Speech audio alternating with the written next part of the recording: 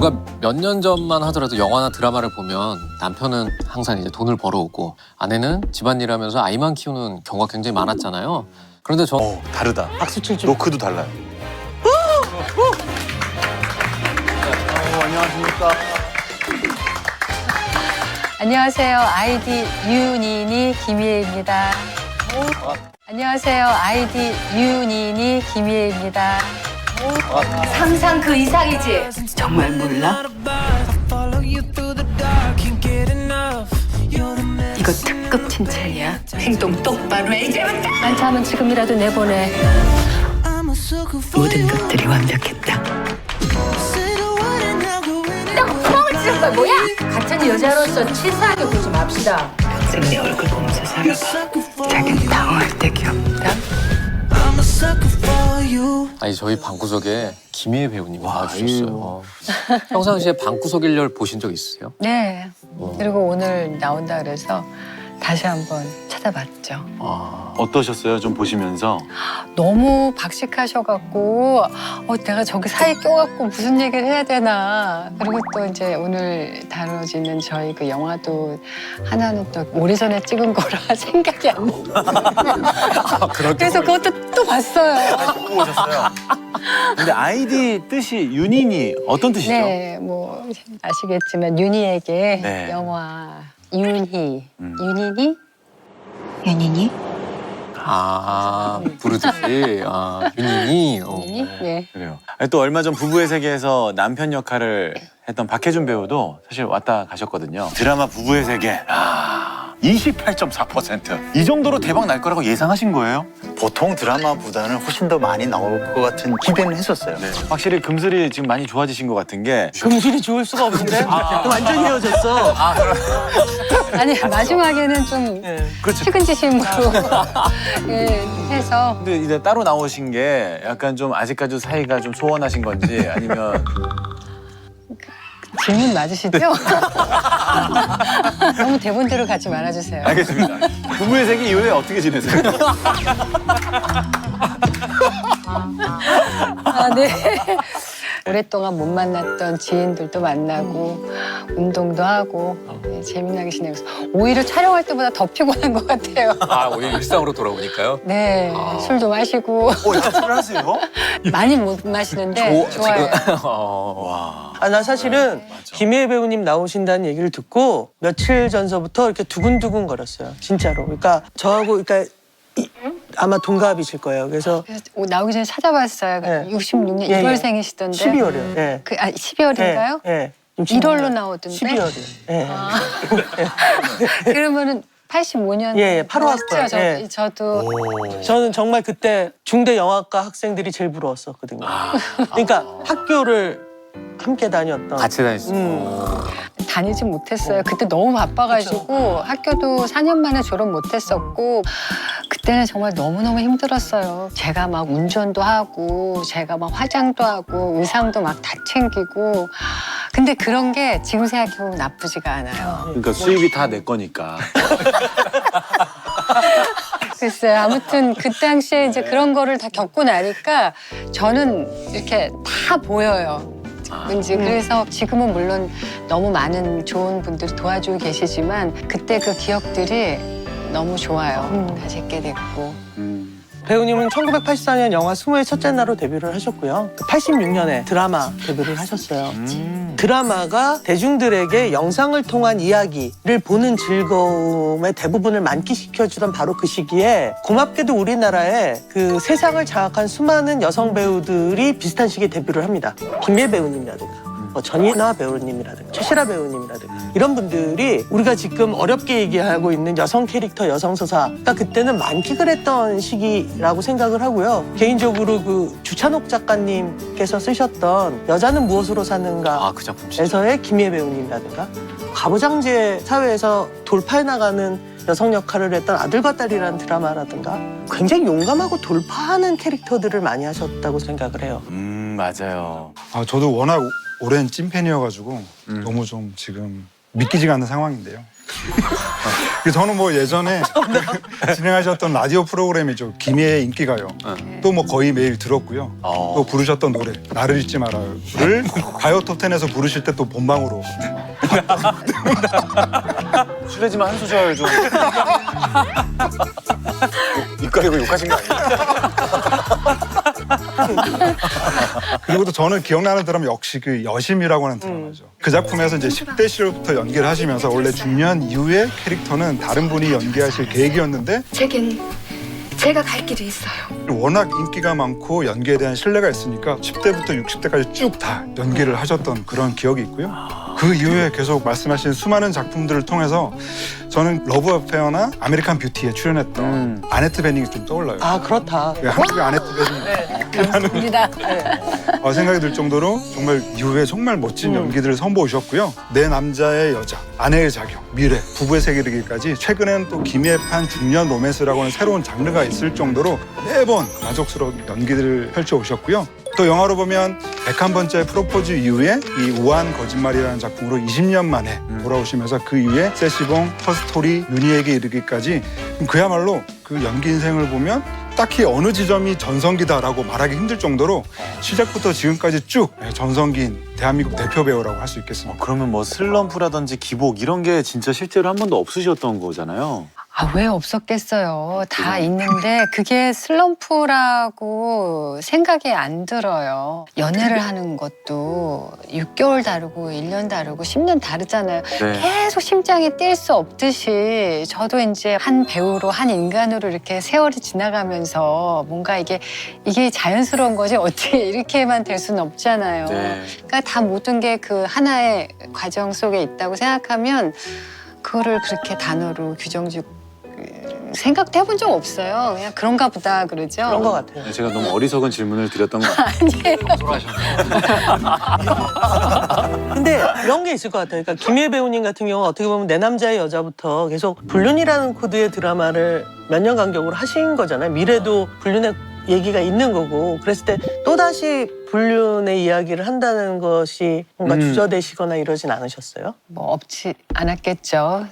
그러나 이제 부부의 세계는 좀 다른 느낌이었던 것 같아요. 막장 드라마처럼 너무나 다양한 요소들이 강렬하게 계속 있었고 과연 이 영국 드라마가 한국화됐을 때 우리 국민들께서 어떻게 받아들이실지 그런 것도 좀 퀘스천 마크였는데 대본을 받아드는 순간 전혀 영국 드라마 같지 않고 그야말로 그냥 오리지널 작품 같은 느낌이 들 정도로 영국 드라마로 봤던 그런 느낌이 전혀 없었고 남의 남편은 건드리는 게 아니다. 암만 몸이 달았어도 남의 가정 파탄내는 건 나쁜 년들이나 하는 짓이다. 어느 한 장면, 명장면 아닌 장면이 없습니다만 저는 일단 그 총 들고 사격장에 쫙 천천히 나타나시는 그 장면 그리고 김영민 배우 이게 머리를 3번 넘어뜨리시는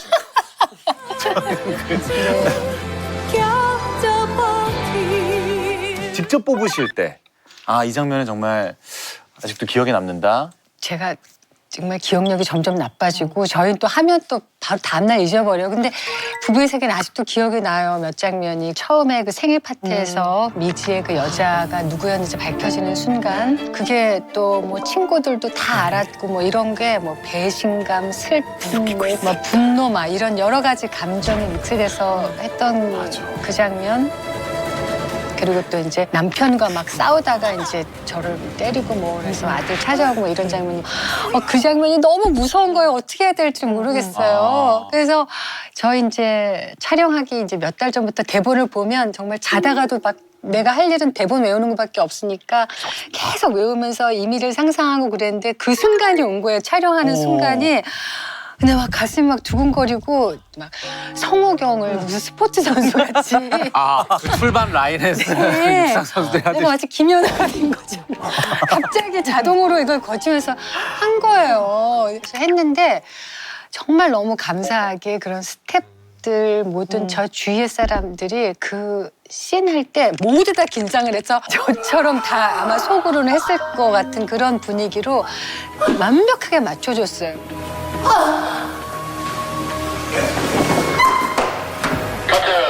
그래서 그 씬은 왜 이렇게 제가 너무 수다를 많이 떨죠. 아니요, 너무 김희애 배우께도 그런 순간이 온다는 거 자체가 지금 되게 충격적인 거예요, 저는. 네. 그래서 이제 보통 우리 연기할 때 그 제가 갖고 있는 이성이 한 50% 아니면 그리고 또 그 배역에 몰입한 50% 이렇게 섞인 게 저는 좋다고 생각하는데 그때는 정말 완전히 그 역할에 빠져가지고 저는 그 첫 번째 테이크가 제일 좋아요. 그래서 우리가 감정씬을 저는 바스트를 잡아주는 거 처음 하는 걸 좋아하는데 처음에 뭐 이렇게 약간 투샷성 풀샷으로 가신다 그래서 근데 또 제가 아니요 바스트요 이러면 또 제가 해내야 된다는 강박관념 때문에 또 감정이 또 없어져요. 뭔지 아시죠? 그래서 얘기를 안 하고 꼭 참고 그냥 풀샷부터 했는데 내가 할 때 한 70만 해야지 마음 먹었는데 100%가 나온 거예요. 어떻게? 그래서 망했다 이렇게 중요한 씬을 풀샷에서 다 해버려갖고 그랬는데 이제 바스트를 두 번째 테이크로 갔는데 120%가 나온 거예요. 와, 진짜요? 처음에 그래갖고 끝났는데 컷했는데 눈물이 막 멈추질 않고 왜 이렇게 100m 달리기 이제 끝나고 나면 딱 안 멈춰지고 한 30, 40 막 더 달리잖아요. 오히려 더 속도가 날 때도 있고 빨리 다음 씬 준비해야 되는데 멈춰지지가 않았어요. 근데 그게 동시에 너무 희열이 느껴지더라고요. 배우로서 너무 귀한 감정이잖아요. 평생 한두 번 느껴볼까 말까 그런 거라 그리고 또 이제 뭐 마지막에 자살하려고 바닷가에 들어가는데 솔직히 고백하자면 제가 이제 그 들어가는데 이거 지금 내가 실화냐? 내가 지금 바닷물에 갑자기 내가 지금 여기서 나 지금 뭐 하는 거야? 그 표정이었어요? 네네. 그러니까 물론 이제 그 역할에 몰입한 것도 있지만 너무 그날 추웠거든요. 그리고 파도도 너무 거세서 그냥 이렇게 무릎만 들어가려고 그랬는데 무릎만 들어가면 파도가 저를 다 덮쳐요. 이제 물론 안전 우리나라에서 최고 그 해주시는 베테랑 그 선수들이 쫙 이제 저를 지켜주고 계셨지만 이거 실화냐? 이건 정말 너무 흥미롭고 상상도 못했어요, 진짜. 그런데 오늘 김희애 배우가 저희 방구석 정모에 참여하신 특별한 이유가 있으시다고요?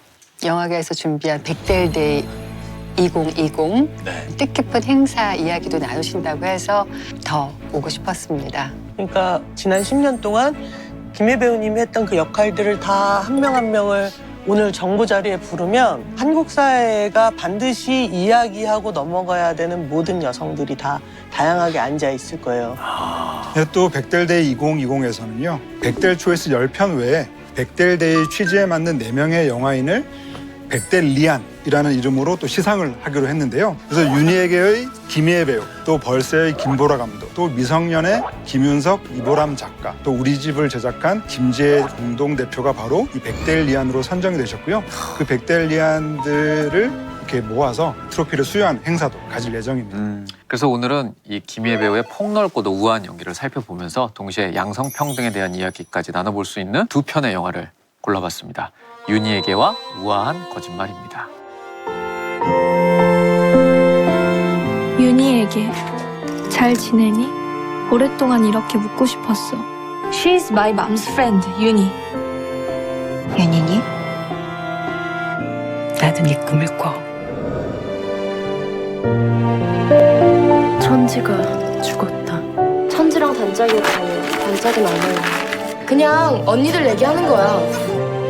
다들 천지한테 왜 그랬냐고! 사랑해요, 엄마. 김희애 배우님한테 있어서 이 두 편의 영화는 어떤 의미를 가질까요? 먼저 우아한 거짓말 얘기를 드리자면은 다시 이렇게 또 영화를 하게 돼서 너무 저한테는 고마운 그런 작품이었고 또 그 영화에 요즘 핫하게 활동하는 우리 예쁜 배우들이 많았는데 지금 생각해보면 너무 제가 소중한 작품에 출연했었구나라는 생각에서 참 저한테 고맙고 빛나는 작품이고요. 윤희에게는 저는 책을 제일 중요하게 생각하거든요. 시나리오, 예. 대본. 네.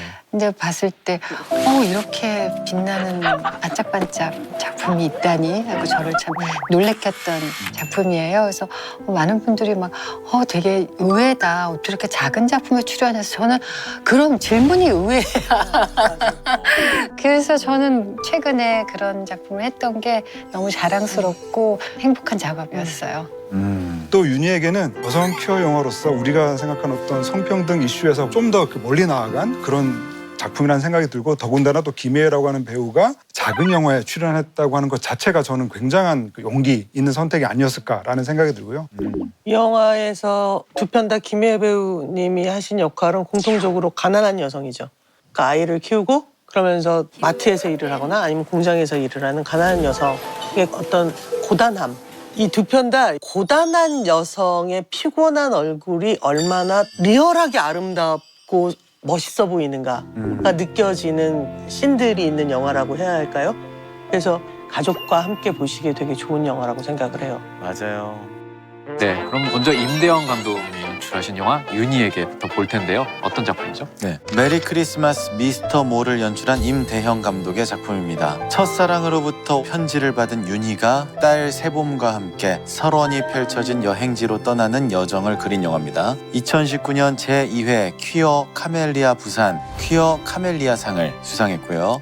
2019년 11월 14일에 개봉했는데요. 윤희에게는 유독 달을 보는 상징적 장면이 많이 등장하죠. 1948년 이후 68년 만에 슈퍼문이 뜬 날 개봉했습니다. 오, 진짜요? 원래 제목이 10,000원이라고 생각하면 그러니까 너무 소름 끼친다. 거예요, 와, 대박. 네. 아셨어요? 들으셨어요 혹시? 자, 그리고 윤희에게는 편지를 매개로 이야기가 진행되잖아요. 좋아하는 이성에게 손편지를 전달해주는 날인 레터데이라고 합니다. 대박. 야, 이거는 슈퍼문이랑 레터데이가 합쳐진 건 최고인데. 아, 나만 놀랍나? 내공이 있으셔서 항상 평정심을 잘 유지해요. 지금요? 네. 왜 지금 평정심을 유지했다고 생각하시죠? 제가 진짜 궁금해서. 장성규의 최대 위기. 아니 저는 지금 장성규 씨를 보면서 너무 재미있어서 그거보다도 장성규 씨 보느냐고요. 워낙 캐릭터가 이러신 거라면서요. 네. 아니 나는 이렇게 프로그램의 재미를 위해서 아니에요. 뭔가 이렇게 가식이 1도 없어요. 네. 이 모습 그대로예요, 박상씨. 좋은 것 같아요. 감사합니다. 오늘 트레일러는 영화 전문 유튜버인 스카라님이 올려준 영상으로 보시겠습니다.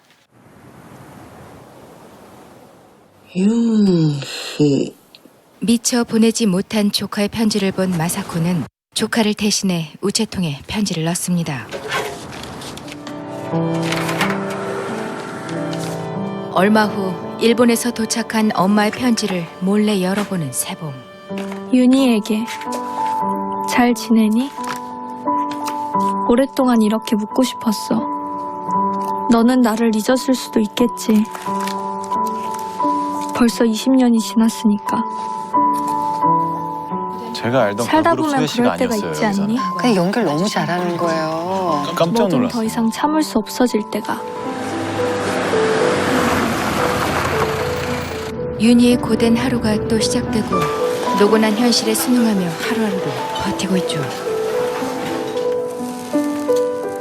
일상이 지칠 땐 가끔 담배를 태우며 생각에 잠기곤 합니다.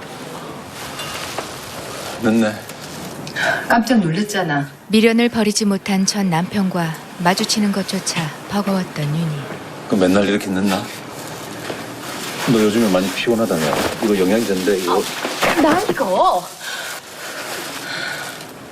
세봄은 엄마에게 편지를 보낸 친구가 누구인지 또 엄마 아빠가 왜 이혼했는지 문득 궁금해지기 시작합니다. 엄마랑 왜 헤어졌어? 너네 엄마는 뭐랄까 사람을 좀 외롭게 하는 사람이야. 또 한편으론 자신이 떠난 뒤 혼자 남게 될 엄마가 걱정됐죠. 엄마 뭐 때문에 살아? 뭐 때문에 살아? 자식 때문에 살지. 근데 엄마 이제 나 때문에 안 살아도 돼. 나 서울로 대학 가면 여기 자주 안 올 거야. 엄마에게 편지 이야기를 내내 꺼내지 않던 세범은 애둘러 졸업여행을 떠나자 합니다. 우리 해외여행 갈까? 눈 많이 오는 데로? 그리고 다음 날 드디어 편지를 보게 된 윤희. 난 잠이 안 와. 참았던 그리움이 새어나오듯 윤희는 그날 밤 잠을 이루지 못하죠. 안타요? 일본에서 온 편지는 무기력했던 그녀의 일상에 곧 파장을 일으킵니다. 저는 이 영화에서 윤희의 뒷모습이 너무 좋았어요. 저도 뒷모습이 좋아요. 그러니까 저 뭔가 그러니까 되게 뭐라 그럴까 고독해 보였어요. 근데 그 고독한 모습이 나오는 게 저는 너무 좋더라고요. 영양사님, 나 혹시 올해 무슨 휴가 좀 쓸 수 있을까? 쉬세요. 근데 저 언니 자리 못 맡아드려요. 언니 못 기다려드린다고요. 저 그럴 힘까진 없어요. 그래. 네? 기다리지 마. 마음속 짐을 내려놓은 듯 윤희는 얼마 후 세범과 함께 오타루로 향하는 여행길에 오르죠. 한편 윤희와 마찬가지로 상실의 슬픔을 한가득 안고 살아가는 준. 母は韓国に残り私は父と一緒に日本に来た 고모 마사코를 의지하며 살아왔지만 좀처럼 허전한 마음은 가실 길이 없습니다. 그녀가 살고 있는 오타루는 비밀을 꽁꽁 숨겨주듯 하얀 눈이 멈출 새가 없었죠. 長いことあなたの夢は見なかったのに変でしょう 昨日あなたの夢を見た 가까운 사촌조차 세상의 편견처럼 그들과 같은 시선으로 준을 바라봅니다. もしよかったら韓国の男性紹介しようか。俺一人いい人知っててさ、軽い気持ちで一度会ってみない？いいよ写真フォルダの一番最初にその人の写真入ってるからさ、見てみなよ。いいって言ったでしょ 결국 정색을 하고 화를 내버려야 끝이 나는 상황에 몹시에 지쳐버린 준. 今日は月が綺麗ですね. 가슴이 허전할 때면 가끔 료코를 만나 숨통을 트이곤 합니다. 今度一緒にお酒でもどうですか?いいですよ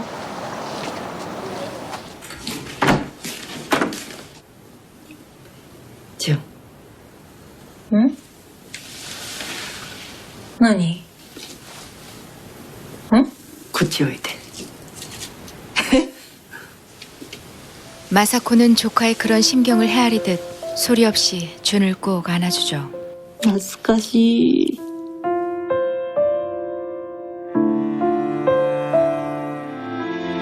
ユニあなたは私にとって憧れの対象だったあなたと出会ってから私は自分がどんな人間なのかを知ったの 오타루의 한 숙소에 도착한 윤희와 세봄. 오전에는 각자 시간 보내자. 오케이? 그래. 그렇게 해. 엄마의 말이 떨어지기가 무섭게 숙소를 나온 세봄은 자신을 따라 이곳까지 찾아온 남자친구 경수를 반갑게 맞이하죠. 좀 알아봤어? 그 주소 그냥 가정집이야. 2층 집. 기어이 마사코의 카페까지 찾아낸 두 사람. 들어가 볼래? 커피 맛있는데. 아니, 다시 올래.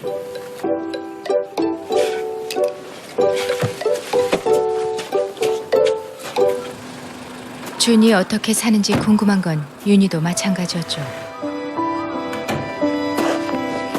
그러나 그녀는 무엇을 망설이는지 그토록 그리워하던 준을 눈앞에 두고도 반갑게 나서지 못합니다.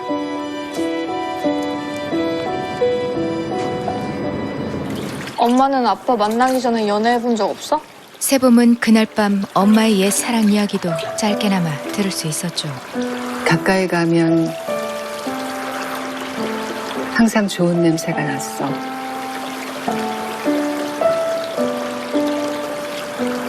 그게 다야? 저 씬에서 좀 웃었어요. 왜요? 좀 더 말해줘봐. 그 다야 뭐야? 약간 이런 반응이 뭔가. 이제 엄청 너무 오래가 안 좋아. 너무 센 걸 좋아해. 한편 じゃあ何か封筒みたいなの見なかった？机の上に置いたはずなんだけどどこ探しても見つからないんだよね。封筒？そんなもの見なかったけど。 고모님도 뻔뻔한 연기를 너무 잘하셔요. 태연하게 모른 척하던 마사코에게 며칠 후 당돌한 세범이 찾아옵니다. Do you know 준? 준 카타세? She's my niece. She's my mom's friend, Yuni. I will come back tomorrow morning. Please tell her. She'll be glad. 이미 경수로부터 투마로, 세범의 모이, 이름을 들어 알고 모아요, 있던 고자이마스. 마사코는 자신이 붙인 편지가 회답하고 있음을 알게 되죠. 오케이. 너 이제 다른 데 가서 놀아. 나 엄마한테 들켜. 응, 들어가. 일로 와봐. 뭔데? 엄마의 옛 친구를 만날 생각에 한껏 들떠있던 세범. 똥개. 세범아. 미쳤구나. 미쳤어. 응? 죄송합니다. 경수한테 뭐라 그러지 마. 결국 경수까지 내가 여기 여행에 따라온 걸 알게 되자 윤희는 여행의 마지막 날 세범을 경수에게 양보하고 혼자만의 시간을 갖습니다. 가서 놀다 와. 진짜 그래도 돼? ここに私の友達が住んでいます.そうですか. 모처럼 만나서 같이 맛있는 것도 먹고 산책도 하고. 사실 윤희가 바랐던 건 준과의 소박한 재회였다는 쓸쓸한 고백을 하죠. 그랬어요. 그날 밤 私とジュンさんって似てる気がするんです 자신과 가까워진 걸 기뻐하는 료코에게 알 수 없는 말을 하는 준. 今まで母が韓国人だということを隠して生きてきたの. 저는 이 씬이 참 좋았어요. 自分にとっていいことは一つもないから. 돌려서 얘기하는데 분명하잖아요. 네. もし涼子さんも今まで隠してきたことがあるならこれからもずっと隠していた方がいい. 마사코는 세범이 찾아왔던 얘기를 준에게 조심스레 꺼냅니다. 実はユイヒの娘がここに来たの。あんたに会いたいって言ってたけど。おはようございます.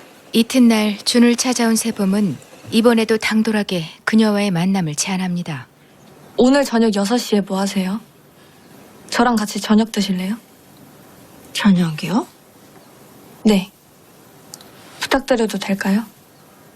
그리곤 곧장 엄마에게 전화를 걸죠. 그럼 우리는 이따 저녁 6시쯤에 운하시계탑 앞에서 볼까? 그날 밤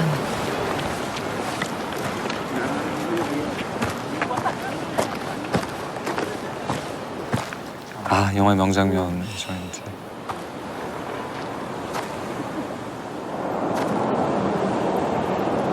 유니니?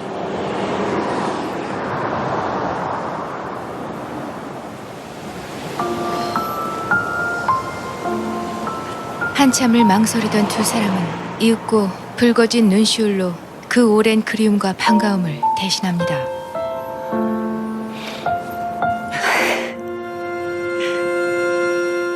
이 장면 너무 좋아요.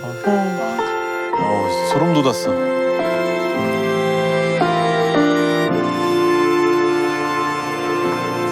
오랜만이네. 그렇네. 이 짧은 인사로 쓸쓸했던 긴 시간 서로의 갈망도 느낄 수 있었죠. 윤희는 여행을 마치고 돌아와 오타루의 준처럼 붙이지 못할 편지를 써봅니다. 나 역시 가끔 네 생각이 났고 네 소식이 궁금했어. 너와 만났던 시절에 나는 진정한 행복을 느꼈어. 그렇게 충만했던 시절은 또 오지 못할 거야. 부모님은 너를 사랑한다고 말하는 내가 병에 걸린 거라고 생각했고 나는 억지로 정신병원에 다녀야 했으니까. 누군가를 사랑하는 것이 죄악시됐던 지난날을 편지글로 회상하던 그녀가 오빠에게 작별 인사를 하죠. 나 세범이랑 같이 여기 떠나. 이것도 사실 굉장히 재밌는. 이렇게 가려가지고 오빠 얼굴이 잘 안 보이게. 너 또 무슨 바람이 든 거야? 오빠한테 인사하러 온 거야. 이 자식이 정말. 잘 살아 오빠. 윤희야. 축하해 당신. 행복해.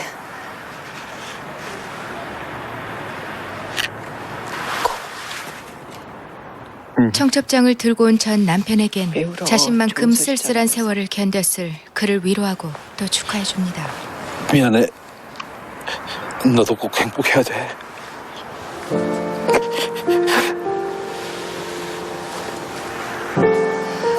처음 버전은 제가 되게 많이 좀 너무 눈물이 났는데 그거 아니라고 감독님이 그래가지고 네 그래가지고 드라이하게 한 걸로. 네. 근데 저는 울었어도 좋았을 것 같아요. 네, 그 감정이 있더라고요. 맞아, 그럼요. 한 인간으로서 너무 안 됐고 또 너무 축하도 하고 그러니까 굉장히 복합적인 감정이 있어서 그런 눈물이 났었는데 준아, 나는 나한테 주어진 여분의 삶이 벌이라고 생각했어. 그래서 그동안 스스로에게 벌을 주면서 살았던 것 같아. 그동안 스스로 올가맨 죄의식을 버리고 이제 새 출발을 꿈꾸는 윤희. 너는 네가 부끄럽지 않다고 했지. 나도 더 이상 내가 부끄럽지 않았으면 좋겠어. 엄마 이력서 쓰고 있어? 엄마 여기서 돈도 벌고 일도 배워서 나중에 작게 식당 차릴 거야. 식당? 언젠가 내 딸한테 네 얘기를 할 수 있을까? 용기를 내고 싶어. 엄마! 그 식당이야? 세봄은 모처럼 긴장도 하고 활기를 보이는 엄마를 응원하죠. 그런 것 같은데? 긴장돼? 그리움조차 꽁꽁 숨겨야 했던 그 처연했던 시간. 두 여인의 쓸쓸한 로맨스.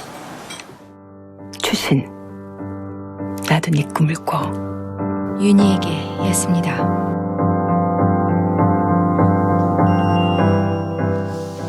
저는 좀 이 윤희에게라는 영화를 보고 놀랬던 게 되게 능수능란한 영화를 만들었고 어찌됐건 해외 로케가 있는 영화인데 10억이라는 저예산 영화로 만들어서 사람들이 그 영화 봤어 그 영화 봤어라는 입소문이 되게 커졌었거든요. 중복 관람이 대단했죠. 그렇죠. 영화 보고 나왔다 다시 또 영화 보고 들어가는 회전문 관객들이 꽤 있었죠.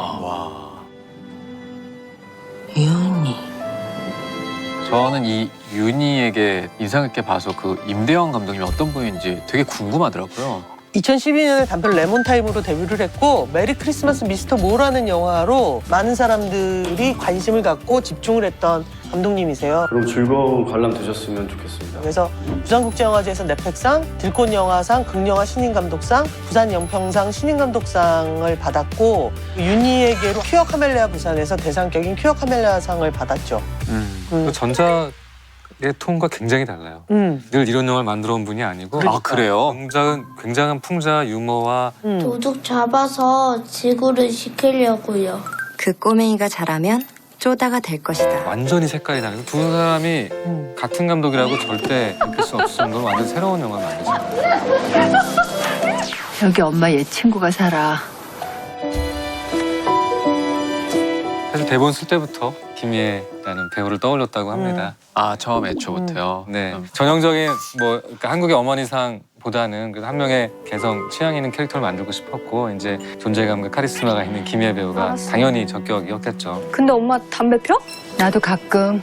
그러니까 누군가의 아내나 엄마, 며느리 이렇게 묘사가 되는 게 아니라 한 명의 주인공으로 마음속 깊은 욕망을 드러내고 나 세범이랑 같이 여기 떠나. 그 개인으로 우뚝 설 수 있는 과정이 아주 부드럽게 묘사됐었고 김희애 배우가 아주 적격이었었죠. 그러니까 윤희의 첫사랑 준을 연기한 배우는 바로 그 일본의 나카무라 유코 배우인데요. 그러니까 임대영 감독님은 도쿄에 살고 있는 4명의 싱글 여성들의 이야기를 그린 그 스트로베리 쇼트케이크라고 하는 작품을 보고 그 연기에 너무 반해서 나중에 꼭 한번 함께 영화를 찍고 싶다라는 생각을 하셨다고 하고요. 또 이 나카무라 유코 배우 자체가 출연 결정되고 하시면서 한국 문화를 좀 더 잘 이해하고 싶어서 82년생 김지영이라는 소설도 읽으셨다고 합니다. 일본에서 데이트를 했죠. 아, 정말. 결국 나는 오빠가 소개해주는 남자를 만나 일찍 결혼했어. 나도 너처럼 도망쳤던 거야. 윤희라는 캐릭터를 보면 뭔가 받아들여지는 데 있어서 한계가 있었던 시대를 살았다 보니까 더 안쓰럽게 좀 느껴지더라고요. 근데 이제 저는 윤희가 그렇게 특별하게 느껴지지 않았어요. 한국에 얼마나 많은 여자들이 자기 하고 싶은 대로 자기가 원하는 혜택만큼 그러고 살아왔을까요? 불과 얼마 전까지만 해도 가족을 위해서 자기 희생하고 그게 삶인가 보다 그리고 순순히 받아들였던 것 같아요. 그걸 내 운명이다, 인생이다 생각하고요. 저도 그런 시대를 살아온 사람이고 그러니까 윤희가 그냥 한국의 어떤 한 동년배 그런 여자였고 그럼에도 불구하고 남은 인생을 또 희망차게 다시 자기 자신을 찾아서 시작하는 나도 용기를 낼 수 있을 거야. 그런 정도라고 말씀드리고 싶어요. 근데 영화 속 윤희의 나이를 생각해봐도 저 집은 조금 굉장히 보수적인 집안인 것 같아요. 그 대학도 진학 못하게 하고 이거는 그러니까 윤희가 10대이던 시절 어떤 여성을 사랑한다라고 말했다라는 것이 집안 전체로 하여금 이 여성을 가두기로 결심한 것 같은. 부모님은 너를 사랑한다고 말하는 내가 병에 걸린 거라고 생각했고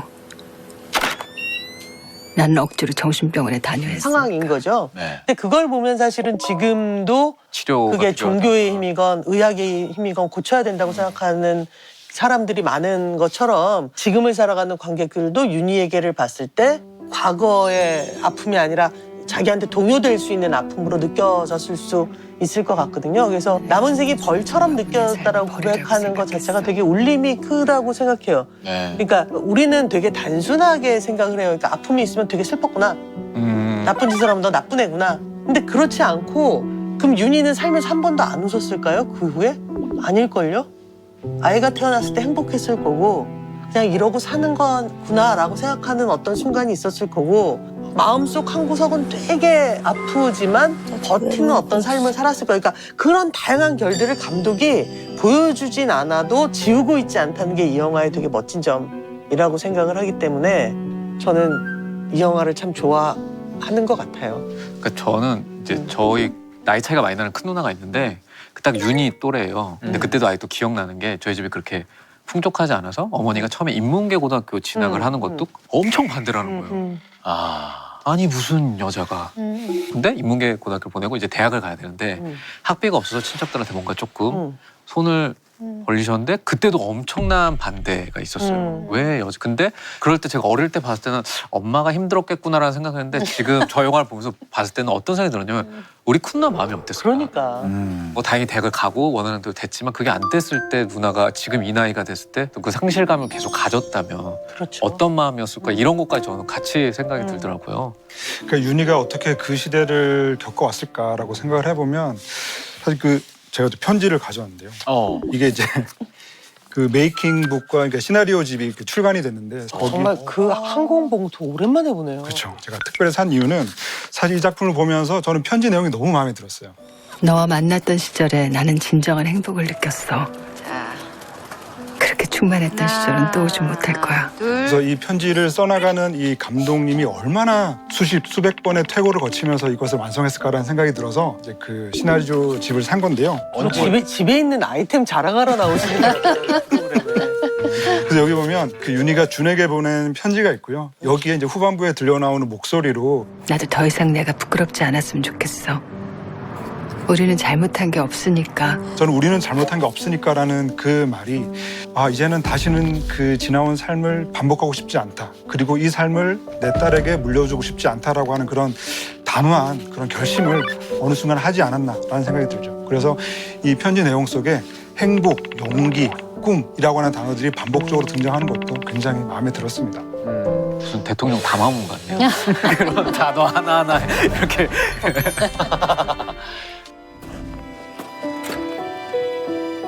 그 씬 보면서 사랑이라는 건 사실 누구에게나 다 똑같은 감정이고 대상이 중요한 건 아니잖아요. 그런 걸 느꼈는데 다른 분들은 어떤 장면이 가장 기억에 남으세요? 저는 이제 그 바에 앉아서 한국말로 소망을 이야기하는. 그 씬도 진짜 좋죠. 그러니까 お友達にはお会いになりましたか? 같이 맛있는 것도 먹고 산책도 하고. 옷은 갑자기 그날 차려입었잖아요. 근데 마음이 확 풀어져 버린 게 이렇게 느껴지면서 결이 또 하나 이렇게 생기는 그 씬들이 되게 좋아서 오히려 그때가 더 윤희 같은 느낌이 들었어요, 저는. 오히려 그런 게 정말 윤희가 아니었을까 그런 생각이 들 정도로 오히려 편안했어요. 근데 김희애 배우께서 이제 윤희라는 캐릭터를 뭐 특별한 사람이라고 생각하지 않았다. 그렇다면 그냥 그 캐릭터를 일단 뭐 분석을 하시고 연기하시기 전에 그런 과정들이 있으셨을 텐데 네. 어떤 고민들을 하셨을지. 이제 일종의 러브 스토리일 수도 네. 있는데요. 뭐 없잖아요. 그냥 상상만으로만 계속 있다가 여기 엄마 얘 친구가 살아. 느닷없이 만나서 그런 중요한 장면도 결정적으로 있었고 그래서 너무 걱정이 되는 거예요. 정말 하다못해 그 박해준 씨랑 막 싸우고 뭐 이러면 이 감정이 막 쌓아져서 이걸 결과가 생기는데 그냥 걸어가다가 이렇게 보고 하는 거라 그래서 영화나 이런 감정을 끌을 수 있는 이런 거를 많이 봤어요. 너무 유명한 영화 캐롤도 보고 브로크백 마운틴도 보고 이제 옛날에 봤던 거지만 다시 보고 제 감성을 막 말랑말랑하게 만드는 그 이제 시동을 걸었던 거 그런 게 기억이 나요. 첫날 일본에 가자마자 친구네 집에 가서 친구랑 마주칠까 봐 돌아서서 택시 타고 가는 장면을 찍었는데 저도 모르게 폭풍 의 감정이 밀려오고 그 감정을 이제 느끼게 돼서 그런 게 기억이 나요. 그 나카무라유키 배우가 촬영 전에 프로듀서한테 김희애 배우의 고등학교 시절 사진을 받아다가 매일매일 보면서 감정이입을 준비하고 마음을 쌓아서 말랑말랑하게 만들어서 이렇게. 네. 실제 연기를 할 때 정말 이렇게 터트릴 수 있게 나름대로 준비를 한 것 같아요. 김희애 배우는 어떠셨어요? 그 외국 배우하고 호흡을 맞춘다는 게 굉장히 어려울 것 같거든요. 어떤 준비가 있었을까요? 그 만난 씬이 많더라고요. 그리고 하루 딱 맞아. 그 만나는 씬도 자기 감정이 훨씬 더 중요한 씬들이어서 하긴 이게 뭔가 이렇게 하는 그런 게 아니니까. 근데 아무튼 이제 뭐 리딩 때도 한번 보고 이제 부산 영화제 때도 뵙고 그랬는데 도도하지 않고 네, 도도하지 않고 아주 소탈하고 너무 또 사람도 좋더라고요. 네, 아주 다시 만나고 싶어요. 근데 배우님도 이렇게 오늘 잠깐 대화를 담소를 나눠보면서 굉장히 소탈하신 것 같으세요. 소탈하죠. 진짜 너무 현장에서 유명하세요. 아 정말? 네. 어떤 그러니까 뭐 현장에 있는 뭐 감독님들이나 다 공통적으로 말씀을 하시는 게 누구보다도 다 스태프들을 다 챙기고 후배 배우들한테도 굉장히 편하게 얘기하시고 그런 스타일이래요. 그러니까 되게 무서우실 줄 알았는데 생각보다 편안해져가지고. 근데 좀 무섭긴 해요 아직도. 어려운 거겠지. 어려워. ユニ、あなたは私にとって憧れの対象だった。あなたと出会ってから私は自分がどんな人間なのかを知ったの。 김희애 배우님 입장에서는 이제 소재 자체가 사실 이전에 한 번도 연기를 해보지 않은 소재잖아요. 네. 그래서 약간은 부담스러웠을 수도 있겠다라는 생각이 들기도 하거든요. 한편으로는. 저는 전혀 없었어요. 네, 일도요. 그냥 그 자체가 그냥 어떤 그냥 러브 스토리로 느껴졌고 또 윤이라는 그 여자가 어떤 자기를 찾아가는 그런 여정, 여행처럼 느껴졌지 그렇게 전혀 못 느꼈어요. 속죄는 중요하지 않은 것 같아요. 그냥 구성 그런 게 정말 볼만한 그런 가치가 있으면 저도 참여하고 싶고 제 역할이 크건 작건 간에 그냥 일로서 뭔가를 하고 있는 건 되게 중요한 것 같아요. 더군다나 저는 지금 오늘 100대 1대 2020에서 말씀드리는 게 참 의미가 있을 것 같은데 점점 일이 힘들어져요. 저 나이에 여자 배우로서 한국에서 일한다는 거는 작은 거라도 계속 할 수 있다는 게 엄청난 큰 행운으로 느껴지거든요. 사실이 그렇고요. 그렇다면은 정말 윤희에게라는 작품 이런 거는 저한테 너무나 귀하고 어떻게 해서든지 제가 할 수 있는 탤런트를 최대한 동원을 해서 그런 작품에 제가 소품으로 쓰여주는 게 영광이고 또 제가 할 일이라고 생각해요.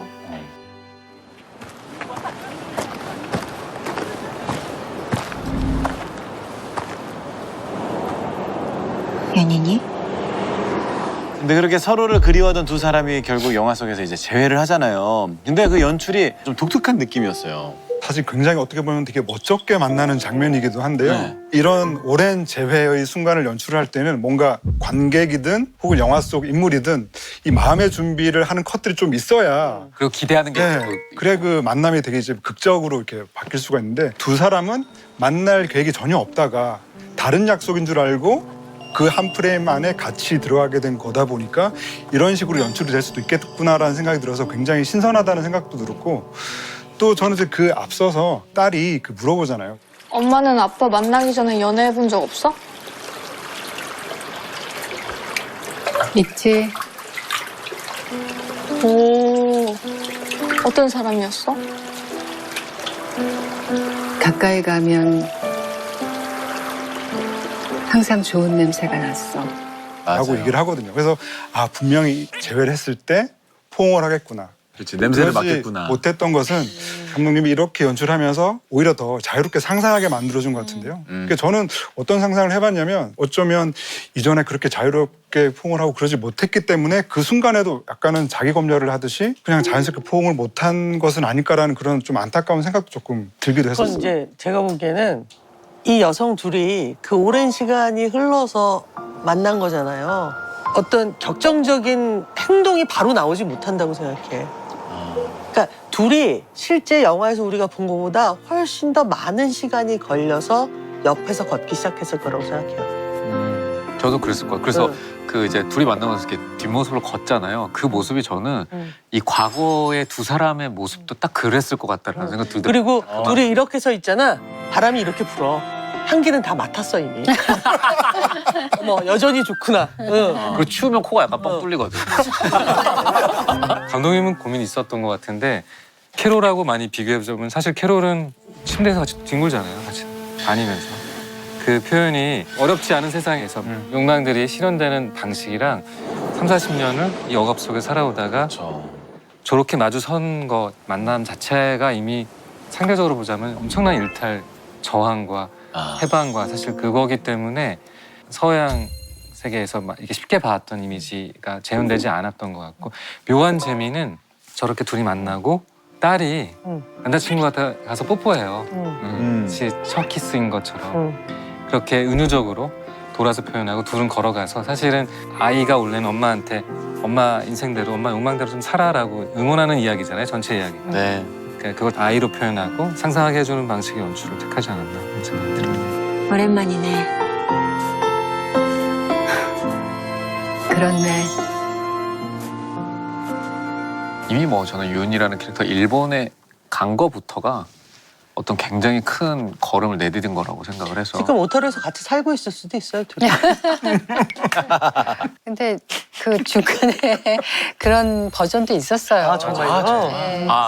아예 직접적으로 그렇게 뭔가 네, 있었는데 최종본에서는 이제 없었고 그 장면에서 그냥 우연히 길 가다가 너무 짧게 만나잖아요. 그래서 과연 이래도 되나 좀 저는 좀 이렇게 승이 안 찼어요.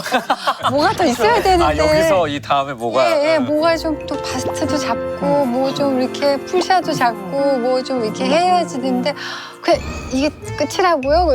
아 감독님한테 저는 근데 그런 건 웬만하면 표현 안 해요. 그거는 감독님의 작업이라고 생각하거든요. 다 이제 구상이 있고 생각이 있으신데 그냥 저는 거기에 맞추는 게 저는 제 스타일이에요.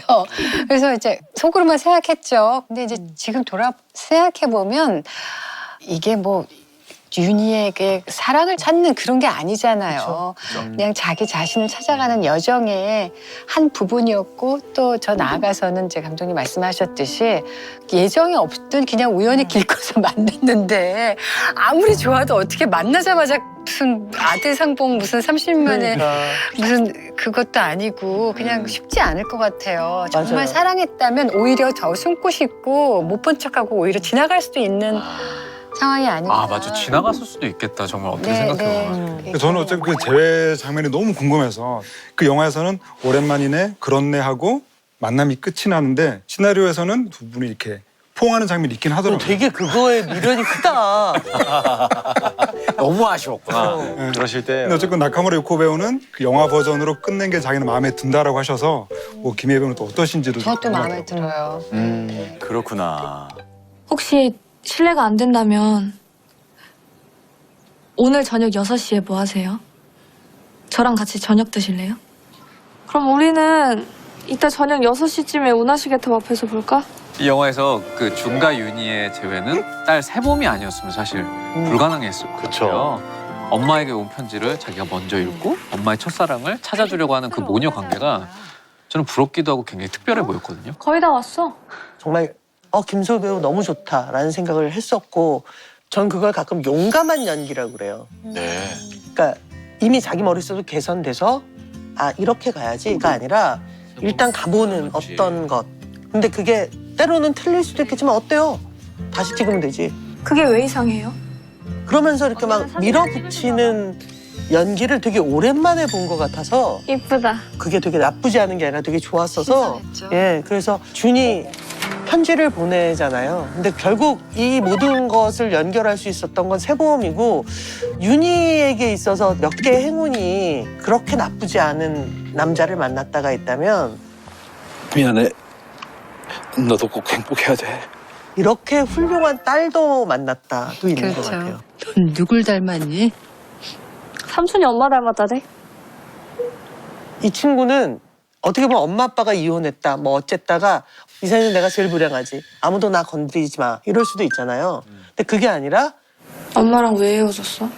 어떤 아픔이 있으셨길래 헤어졌을까라고 그것에 대해서 관계된 사람을 걱정하잖아요. 맞아요. 난 엄마한테 그냥 짐이었던 것 같아. 너무 훌륭한 10대 아닌가? 그죠. 네, 그래서 그리고 그걸 또 유지해요. 너무 어른스럽지 않은 그 10대 그 느낌을 유지하면서 그걸 한다는 게 그리고 또 놀랍더라고요. 사실은 모든 게 잘 맞아 떨어지지 않지만 막 자기가 계획을 세우잖아. 근데 그 계획을 세우는 거 하나하나도 엄마에게 무리가 안 가게 계획을 세워요. 맞아요. 이를테면 막 엄마 깜짝 놀랐지? 둘이 옛날에 사귀었다며 이런 식으로 하지 않고 우리 만났다 이거 터뜨려줘. 정말 철없다. 남자친구랑 플랜카드 이렇게. 두 분의 재회를 축하드려요 뭐 이런 거 안 하잖아. 그게 아니라 엄마가 결심할 수 있게 해주는 거 아니야? 어떤 장소 제공 정도를 하는 이 성찰된 10대. 난 이 친구한테 선생님이 나 언니라고 부르고 싶어. 그러니까 얼마나 이게 진짜. 그 배려나 그러니까. 엄마를 얼마나 잘 알고 있는 거예요. 진짜. 그래서 저는 세범과 세범 남자친구 있잖아요. 우리 아이들이 그렇게 컸으면 좋겠다는 생각을 진짜 많이 했어요. 딱. 저는 영화를 보고 있으면 이렇게 좀 지워져 있는 시간들이 되게 궁금하거든요. 그러니까 준과 윤희가 만나기 전까지 보냈던 한 20년이라고 하는 어떤 헤어져 있던 시간도 되게 궁금하고 근데 사실 세범이라고 하는 이 아이가 영화가 시작함과 동시에 계속 궁금증들을 막 쏟아내거든요. 엄마 얘기 좀 해주세요. 엄마 어렸을 때 인기 많았다며? 엄마는 아빠 만나기 전에 연애해본 적 없어? 여러 가지 것들이 되게 궁금하다가 그래서? 20살을 앞둔 시점에 마구 쏟아내게 되는데요. 만났어? 그러니까 그런 것들이 세범이가 그때쯤 돼서 스스로 뭐 좀 철이 들고 이게 성숙함이 생겨나면서 달라진 거라고 생각을 하거든요. 그러면서 결국에는 이 두 사람의 만남까지도 이어주게 해준 것이죠. 그래서 나중에는 경찰서에 찾아가서 저분한테 잘해.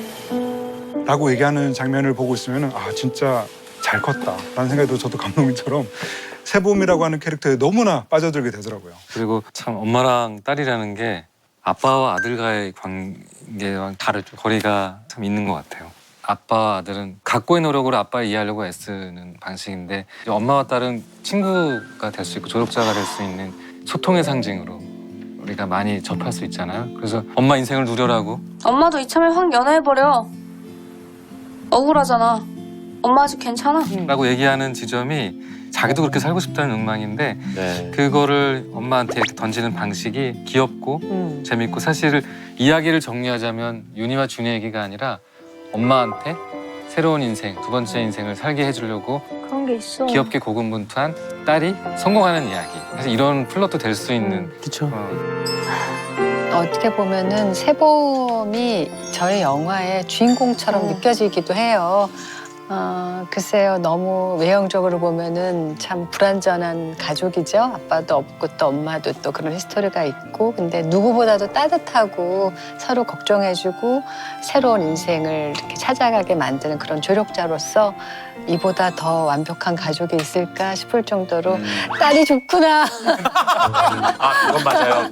그건 맞아요. 네, 그럴 정도로 영화였지만 어떤 딸이냐에 따라 달라요. 예. 근데 이제 뭐 딸과 엄마의 관계지만 저는 제 아들과 좀 비슷한 지점을 느꼈던 것 같아요. 지금 7살짜리 아들인데 제가 잘못 적용하는 거면 얘기해 주세요. 제가 이제 방송에 나오다 보면 좀 젊은 이모분들과 같이 제가 나온다고 생각하잖아요. 제 아들 입장에서는. 어느 날 물어보는 거예요. 저 이모가 좋아, 엄마가 좋아? 어머나. 저 이모가 더 예뻐, 엄마가 더 예뻐? 이런 걸 물어보면서 뭔가 되게 친구처럼 소통하는 느낌? 그거는 되게 잘 적용한 거예요. 막. 그게 친구처럼 뭔가 되게 애매하다. 그게 친구처럼 소통했다는 점 뭔지 알겠어. 그러니까 그런 거예요. 자기 눈에도 예뻐 보여요. 그렇지. 그때 아들이 녹음기를 켜고 있는지를 좀 확인해 들고. 당연히 뭐 대답은 하준아 이건 정확하게 엄마를 난 가장 사랑하고 엄마가 제일 예쁘고 이건 이제 아빠가 일하고 있는 거야. 하준아 너 그때 정말 하준이 잘하고 있어. 표정은요? 거기서 이제 이렇게 아 형. 아들은 건드리지 마. 에이 녹음 취소. 너는 네가 부끄럽지 않다고 했지. 나도 더 이상 내가 부끄럽지 않았으면 좋겠어. 오타로 여행을 기점으로 이 윤희가 마침내 자기 인생의 주체가 돼서 새 출발을 하게 되잖아요. 그렇죠. 축동? 긴장돼? 그래서 저는 이 작품에서 또 가장 좋아하는 장면 중에 하나가 이 카페에서 그 이력서에다가 고졸이라고 쓰면서 정말 너무나 이 설레는 표정으로 새 직장을 구하려고 하는 그 이력서를 쓰는 그 모습이 너무나 좋았거든요. 그러면서 사실은 딸이 그때까지 자기를 이해하지 못했으면 딸이 서울로 간다고 했을 때 같이 가진 않았을 것 같은데 이미 딸이 나를 너무 이해하는 것 같으니까 딸의 진학에 맞춰서 서울에 가야겠다고 결심한 것도 저는 되게 좋았고요. 또 준에게 쓰는 편지도 그런 대목도 굉장히 좀 인상적이더라고요. 나는 세범이를 더 배울 게 없을 때까지 스스로 그만 배우겠다고 할 때까지 배우게 할 작정이야. 그러니까 나도 이제 더 이상 과거의 삶을 반복하지 않을 것이고 세범이에게도 지난 삶을 답습하게 하지 않겠다라고는 그런 결심이 보여서 너무 좋았던 것 같습니다. 그렇죠. 네가 무슨 기술이 있어, 경력이 있어. 그리고 또 저는 오빠에게 나 세범이랑 같이 여기 떠나. 라고 할 때 너무 시원했어요. 그냥 그 장면 자체가. 그렇죠. 영화 시작도 준이 아버지의 죽음을 통해서 뭔가 가부장제로서의 탈출의 좀 이미지가 있고 스미스 한갈로 엔딩에서 윤희가 오빠로 상징되는 자신의 억압으로부터 오빠한테 작별을 인사로 온 구하고 거야. 그렇다고 윤희가 그 사람들에게 막 폭탄을 날리는 방식이 아니라 오빠도 잘 살아봐. 잘 살아 오빠. 맞아. 남편에게도 행복해. 등장하는 모든 하는 사람들이 각 인격체로 행복하게 살기를 기원해주고 응원해주는 그런 지점 때문에 윤희의 새 출발이 좀 더 풍성해지고 입체적으로 보이는 것 같아요. 맞아요. 윤희는 그 어려운 상황에서 많은 상처를 받았는데 그 상처를 반사하지 않기로 한 거잖아요. 그러네. 네. 이런 여성이 어딨어. 그래서 이 영화를 많은 분들이 더 좋아하셨을 것 같아요. 이제 돌고 돌아서 정말 많은 걸 겪고 결혼해서 아이도 낳고 그 아이 덕분에 또 새로운 인생을 출발하게 됐고 결국 힘들고 지치게 삶을 마감하지 않고 새로 시작할 수 있는 그런 용기가 그 여인에게 생겨서 참 마음이 따뜻해지던 것 같아요. 그래서 나도 용기를 내고 싶다. 그리고 추신으로 추신, 나도 네 꿈을 꿔. 라고 하는 이 마지막 대사가 정말 깊은 여운을 남기더라고요. 그 대사가 아마 많은 분들한테 이 임팩트가 있었나 봐요. 그래서 가끔 이렇게 팬레터들 주시는 분들은 항상 마지막에 나도 네 꿈을 꿔. 마지막 대사. 그 정말 궁금한 게 팬레터 앞에는 뭐 배우님 뭐 저는 누구누구예요. 누구는 이렇게 존댓을 할 거 아니에요. 네. 그러다 그 마지막 멘트만 나도 네 꿈을 꿔 이렇게 말로. 그렇게들 이제 보내주세요. 갑자기 말 놓으면 막 언짢으시거나 이제 유머로. 근데 너무 기분 좋을 것 같아요.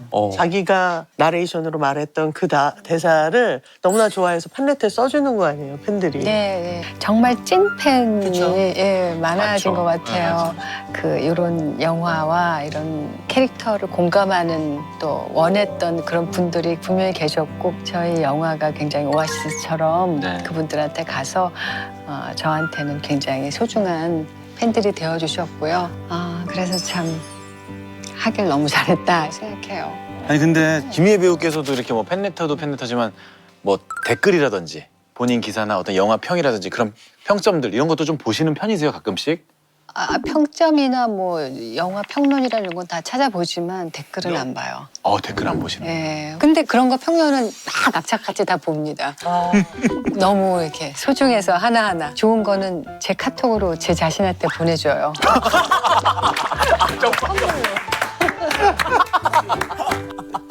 이번에는 이한 감독이 연출한 영화 우아한 거짓말을 볼 차례인데요. 고화석, 김향기, 김유정 그리고 천우희 배우까지 이 다들 사실 지금보다 굉장히 어릴 때 출연한 거잖아요. 근데 연기를 너무 잘하더라고요.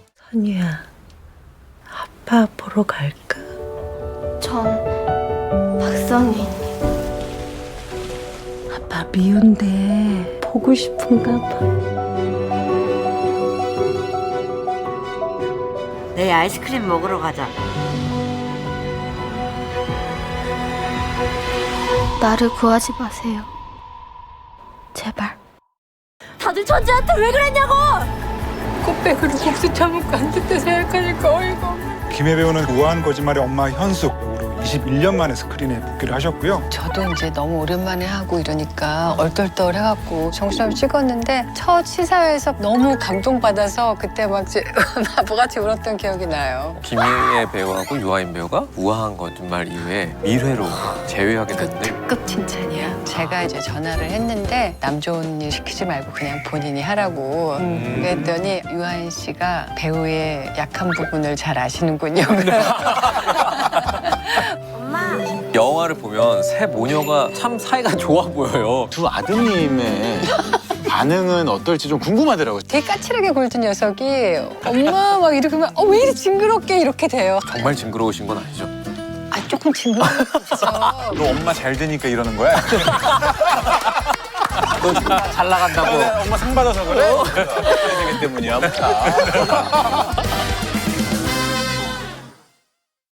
JTBC